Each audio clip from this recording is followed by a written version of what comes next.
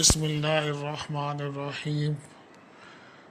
وَإِذْ يَرْفَعُ إِبْرَاهِيمُ الْقَوَاعِدَ مِنَ الْبَيْتِ وَإِسْمَاعِیل، اور جب اٹھاتے تھے ابراہیم بنیادیں خانہ کعبہ کی اور اسماعیل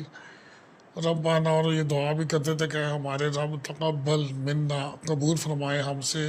انک انت السمیع العلیم، بے شک آپ ہی سننے والے اور جاننے والے ہیں، سننا کی جو ہم کرتے ہیں اور جانتے کہ نیت کو بھی جانتے ہیں۔ اب امام جو علامہ بغوی رحمہ اللہ ان سے منقول، انہوں نے فرمایا اپنے اس میں تفسیر وغیرہ میں کہ منقول ہے کہ اللہ تعالیٰ نے زمین میں جنم پیدا کرنے سے 2000 سال پہلے بیت اللہ کا مقام پیدا فرما دیا تھا، اور اسی کے بالکل اوپر بیت المعمور بیت اللہ، یہ اللہ تعالیٰ بہتر جانتے ہیں اس کا، لیکن یہ کہتے ہیں کہ فرشتوں نے حضرت آدم علیہ السلام کے ساتھ مل کے پہلی بار بنایا، اور بھائی یہ طوفان نوح کے اندر وہاں پہ دوبارہ ہوا، اس کے بعد ابراہیم علیہ السلام نے اس کو تعمیر کیا،